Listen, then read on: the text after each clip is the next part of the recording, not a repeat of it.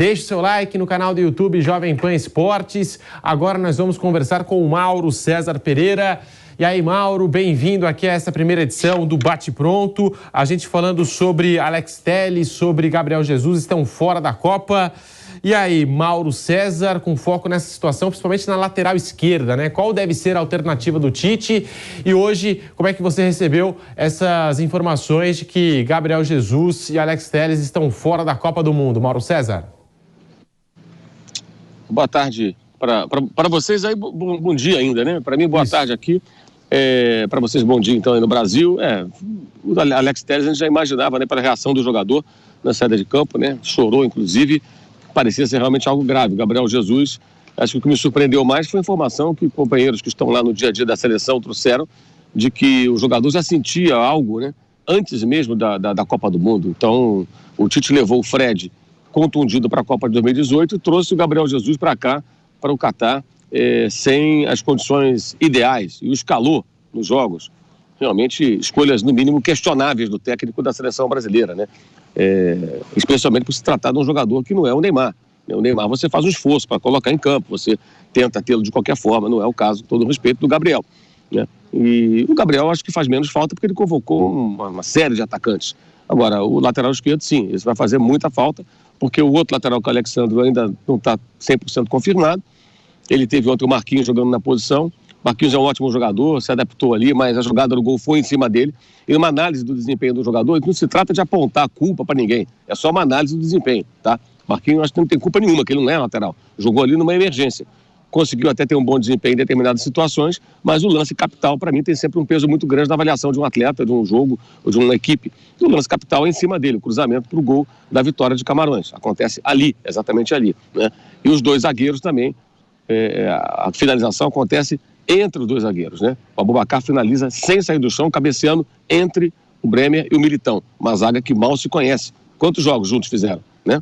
Tem esse detalhe também. Então ele tem problemas sérios agora na defesa, porque levou, como nós dissemos no dia da convocação, levou poucos jogadores para todas as posições, exceto o ataque. 9 jogadores para o ataque, 6 para o meio campo, 4 zagueiros, 4 laterais. E aí você tem expulsão, contusão, esse tipo de coisa.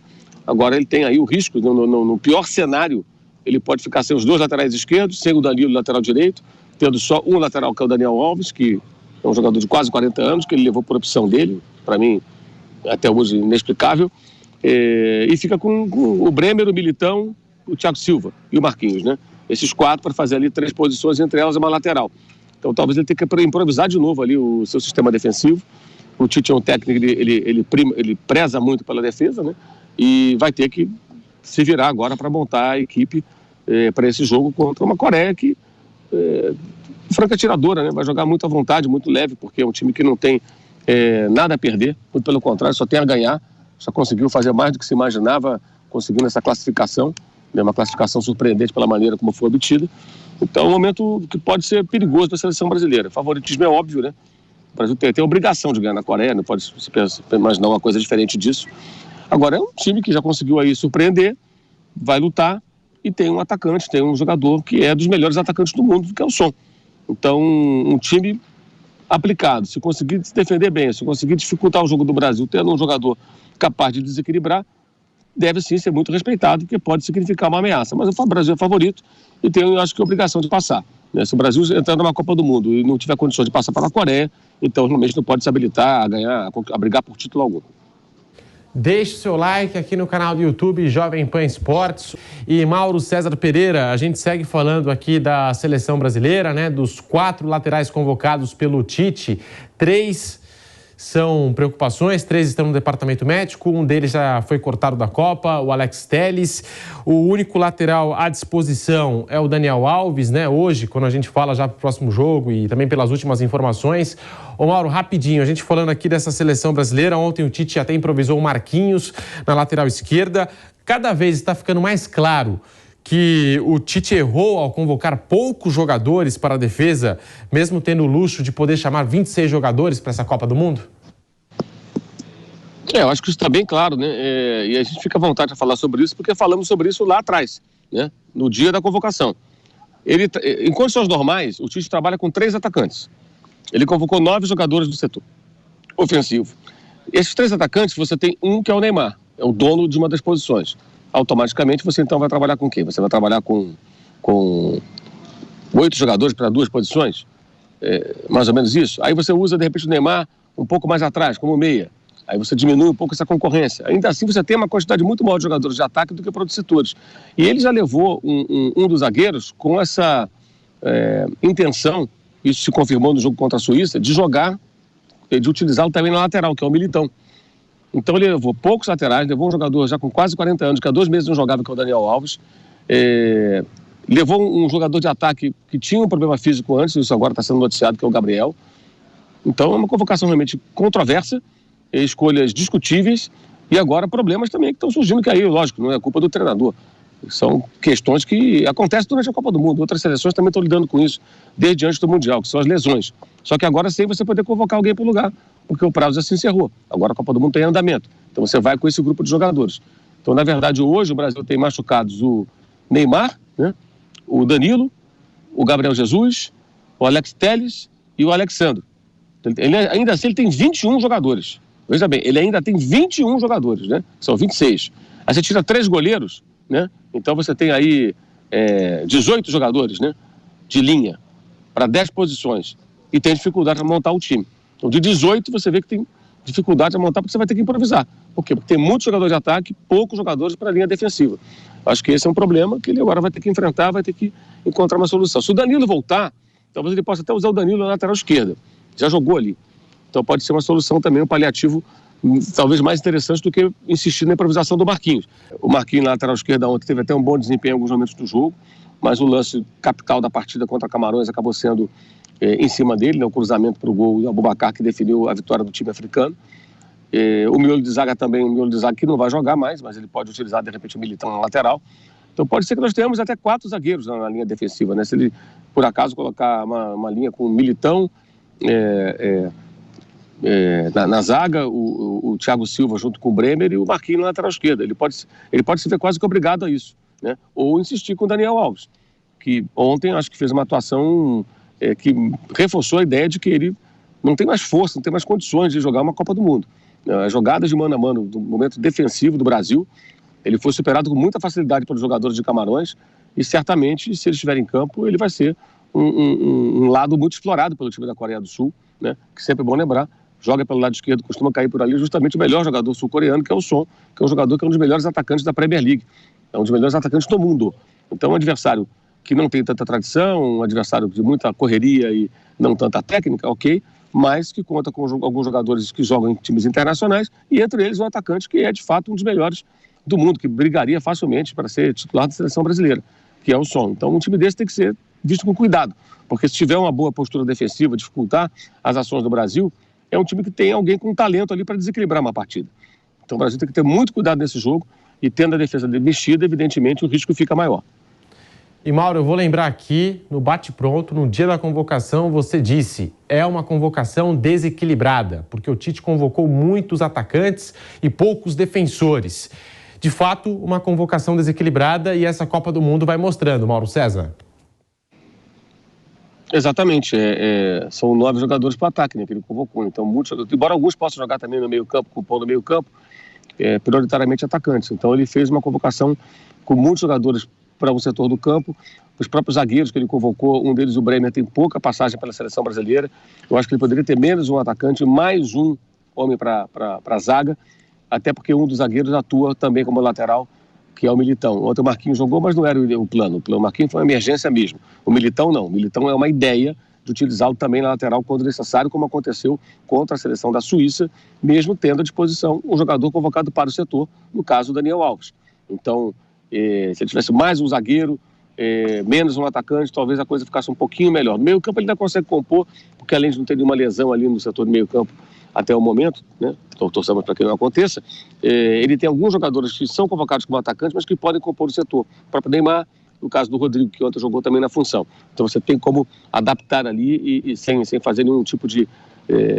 sem descaracterizar, né, o time ou o atleta no seu comportamento em campo. Mas foi, de fato, uma convocação muito desbalanceada. E agora, para azar do Tite, com as lesões de 3 dos 4 laterais, ele sente isso na pele. Essas lesões, Mauro, elas podem gerar um efeito dominó de improvisações e enfraquecer muito o sistema defensivo do Brasil? Pode ser o ponto fraco da seleção no mata-mata?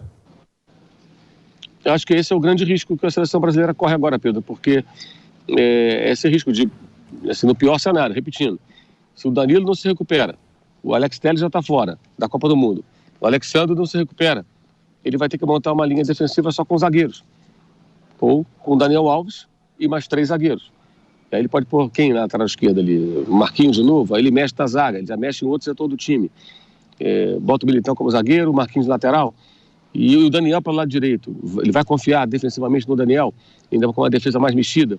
É realmente delicada a situação, é preocupante, é para ter realmente muito cuidado. O tempo é muito curto, né? Estamos no sábado, o jogo já acontece na segunda-feira, então é um período muito curto, né? O intervalo entre um jogo e outro, e agora o Tite vai ter que realmente se virar para encontrar a melhor solução para isso. Mas antes ele precisa do departamento médico. E ainda existe um outro aspecto que é importante, que é medir bem a necessidade de utilização de determinado atleta no jogo contra a Coreia do Sul, porque você tem que vencer, você tem que avançar, né? Mas ao mesmo tempo pensando o seguinte, eu pretendo avançar e eu quero fazer mais jogos. Então forçar a entrada do jogador que eventualmente não esteja em condições adequadas pode significar até uma piora da condição atlética do cara, física, melhor dizendo. Foi o que aconteceu aparentemente com o Gabriel Jesus, né? Que foi revelado agora que o Gabriel Jesus não estava na sua melhor condição física, já tinha aí um problema, já sentia algumas dores e tal, antes da Copa do Mundo. Ainda assim foi convocado, foi para os jogos, entrou nos jogos e ontem sentiu e agora está fora do Mundial. Ou seja, a coisa agravou. Muito questionável, inclusive, a convocação do jogador, se ele estava sentindo dores antes da Copa do Mundo, dores essas que se agravaram a ponto dele não poder jogar mais no Mundial. Então entra aí em discussão, inclusive, e aí avaliação médica e tudo mais, né? Enfim. E Mauro, hoje quando a gente vai escalar a seleção brasileira, é claro que dentro do departamento médico existe um otimismo no retorno do Danilo, do Alexandro para o jogo contra a Coreia do Sul, mas hoje, assim, quem está à disposição para jogar, dos 4 laterais, é o Daniel Alves na lateral direita. Ontem o Tite usou o Marquinhos na lateral esquerda, improvisou o Marquinhos nesse setor. E aí, você acha que é o caso do Tite mudar o esquema da seleção brasileira? Quem sabe jogar com 3 zagueiros, procurar alguma alternativa? Você iria mesmo de Daniel Alves na direita, sei lá, Marquinhos na esquerda, ou Éder Militão também, que pode fazer esse setor na lateral direita? E aí, Mauro? Bem, eu acho que o Daniel Alves demonstrou ontem que não tem condições de participar da Copa do Mundo a contento. Eu acho que ele pode até entrar no jogo e não comprometer, eventualmente, claro. Mas acho que o risco, ele é grande, ele existe e ontem ficou claro, né? Pelos embates que ele teve no mano a mano, no momento que o Brasil se defendia e que ele foi muito facilmente superado pelos adversários. Nessa altura, com quase 40 anos, é claro que ele não tem a mesma força, explosão. Então fica muito mais fácil para um jogador mais jovem, rápido, coloca a bola na frente e leva vantagem muito facilmente. Ontem ele foi facilmente driblado em alguns momentos, quando a bola caiu pelo seu setor no ataque do time de Camarões. Remendar a defesa inteira talvez seja a solução. Eu ainda acho que na ausência do Danilo, o Militão ainda é a melhor opção para jogar por ali, até porque o jogo da seleção brasileira passa por um sistema defensivo de 4 homens que defendem. Os laterais são defensores, não são laterais que apoiam o tempo todo. Pelo contrário, os pontas fazem os corredores pelo time do Brasil, ofensivo, corredor ofensivo. Então eles têm a função defensiva. Esses 4 jogadores dentro da proposta de jogo do Tite, eles têm que ser bons na marcação, no combate, no embate com os adversários, no momento em que o time está sendo atacado. E aí o Daniel Alves deixa realmente várias dúvidas, né? Se ele será capaz. Não parece ser. E o lado esquerdo é um problema. O Marquinhos, inclusive, jogou bem ontem. Apareceu bem no ataque e tudo mais. Ele é um jogador de muita técnica. Mas, defensivamente, no lance capital, a jogada foi em cima dele. Isso não pode ser ignorado da avaliação. Se fosse um jogo eliminatório ontem, o Brasil estaria fora da Copa. Onde foi feita a jogada? Em cima do Marquinhos. Culpa do Marquinhos? Não, longe disso. Ele está ali tentando ajudar, ele não é da posição. Mas é a consequência de você ter um jogador que não é da função. Ele foi também facilmente batido na jogada do gol, do cruzamento, e depois a zaga permitiu que o Abubakar cabeceasse sem sair do chão, no meio dos 2 zagueiros, o que também acho que é um reflexo de uma falta de entrosamento também. Os 2 rapazes nunca jogaram juntos, jogaram foi muito tempo, Militão e Bremer. O Bremer tem pouquíssimas partidas pela seleção brasileira. Então, é uma situação que acontece por um pouco de azar, pelas contusões, mas também em função de escolhas feitas pelo técnico quando da elaboração da lista de convocados para a Copa do Mundo. Você que está aqui no canal do YouTube Jovem Pan Esportes, deixe o seu like. A última, Mauro, para te liberar, você que vai acompanhar os jogos de Copa do Mundo. Hoje tem Argentina, né? Vários jogos aí interessantes nessas oitavas de final. Hoje começa para valer a Copa, né? A gente está falando aqui na Jovem Pan, com essa fase mata, perdeu, cai fora, e a gente vai acompanhar todas as grandes seleções em campo. Mas e o caminho da seleção brasileira? O Brasil que pega já na segunda-feira a Coreia do Sul, depois pode ter Japão ou Croácia.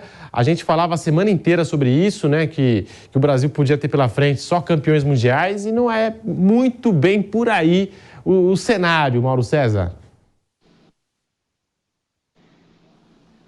Esse confronto contra a Coreia, lógico que todo respeito, todo cuidado deve ser tomado com a Coreia, mas é um adversário bem mais fácil do que outros que poderiam cruzar o caminho da seleção brasileira, né?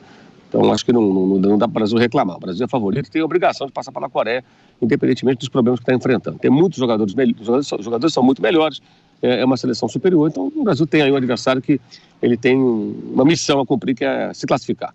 Na outra fase, aí já começa a mudar, porque se o Japão aprontar mais uma surpresa, será um adversário também de um nível inferior. E velho freguês do Brasil, né? Mas se for a Croácia, já muda de figura, né? A Croácia não fez uma grande Copa do Mundo até aqui, mas é a vice-campeã do mundo, tem bons jogadores de times importantes da Europa. Então é uma equipe que merece ser vista com um pouco mais de cuidado. Até porque, como você disse, a Copa começa agora. Não se surpreendam se equipes que vinham rateando começarem agora a render mais. Porque agora é o momento decisivo, agora é a hora de definir quem vai realmente em busca do título ou das fases decisivas da competição. E a Croácia pode crescer nessa hora, acho que é um adversário de peso, lembrando, é a vice-campeã do mundo. E aí, Flávio Prado, o Brasil sente a ausência desses dois jogadores? Como é que você vê tudo isso? Sente.